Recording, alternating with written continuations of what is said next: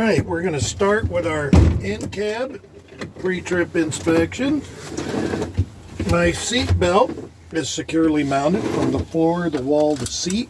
It latches and it unlatches, and it's not ripped, torn, or frayed. My mirrors are adjusted for me. I can see down the side of my tractor and trailer and 200 feet and beyond. My windshield is clean, it's clear, it's not cracked or broken, and there are no illegal stickers. My dash and my floor are free and clear of debris, and now I'm going to do a safe start. And what I'm looking for is my oil pressure to rise in the first 5 seconds and my ABS light to come on and go off. Clutch in, make sure I'm in neutral. My oil pressure did rise and my ABS light did come on and go off. My defroster works, my panel vents work, and my floor vents work. My city horn works, my highway horn works, my windshield wipers and windshield wiper washers work. My windshield wipers have good tension, they're securely mounted, and the blades aren't cracked or dry rotted. My left turn indicator works, my right turn indicator works, my four-way flasher indicators work, my high and low beam indicator works, my def level is at 3/4 full. And now I'm going to do start my 5 air brake tests. My first air brake test is my tug test, and for that I need to fan my brakes down to under 100 psi and build my pressure back to 125. And I know that I'll be at 125 when my compressor kicks out and my gauge reads 125 psi.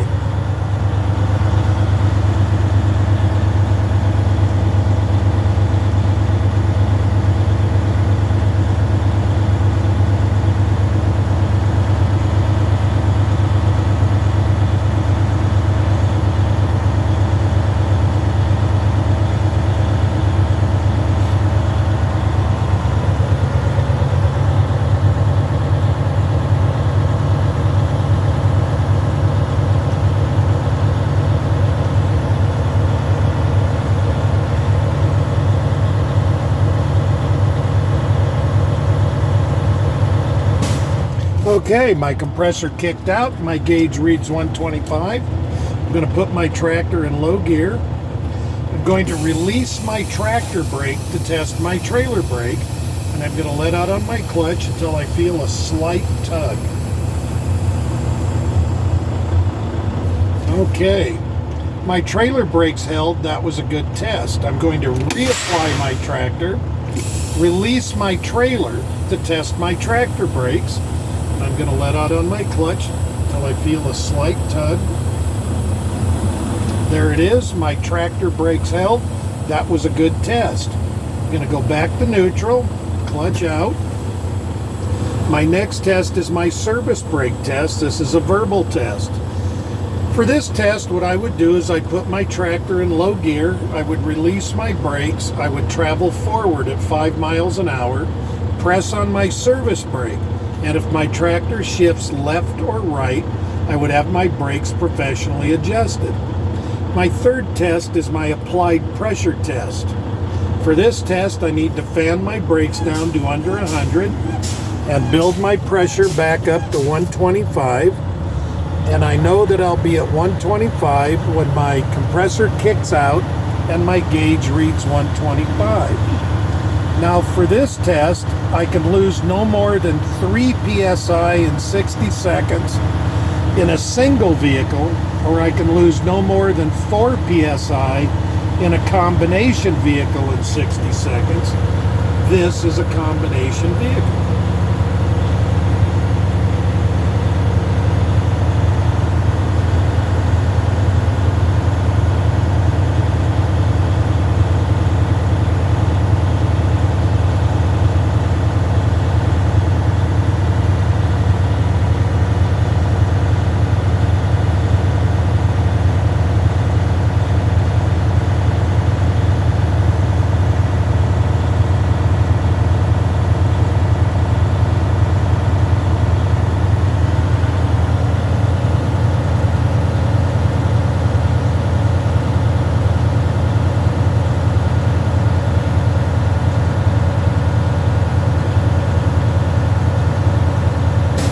Okay, my compressor kicked out.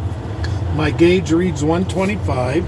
I'm going to put my tractor in low gear. I'm going to shut my engine off. I'm going to get out. I'm going to chock my tires. I'm back. Reattach my seat belt. I have 2 points of securement. My tires are chocked. My tractor's in low gear. I have 2 things left to do. I need to turn my key to the on position to get power to my dashboard, and I need to release my brakes. Now, once again, for this test, I can lose no more than 4 psi in 60 seconds, and I'm going to start my test in 5, 4, 3, 2, 1. Press on my service brake for 60 seconds.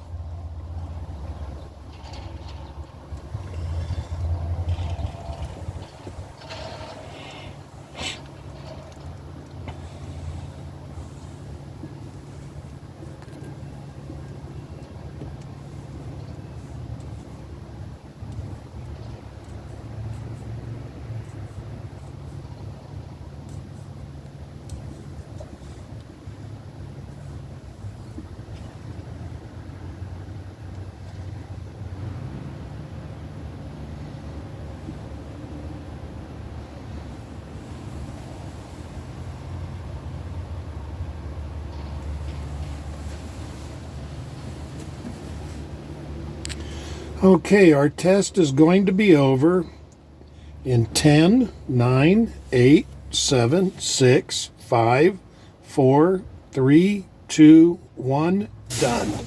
I did not lose more than 4 psi in 60 seconds. That was a good test.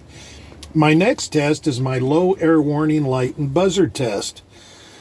My low air warning light and buzzer should come on between 60 and 80 psi, and I'm going to fan my brakes and see where they come on.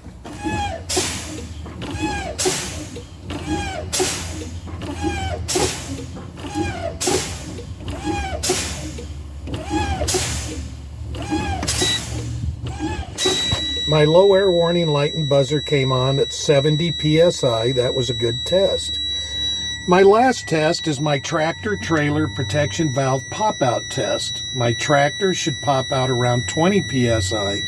My trailer should pop out around 40 psi. They can pop out together, but never the tractor before the trailer. And I'm going to fan my brakes and see where they pop out.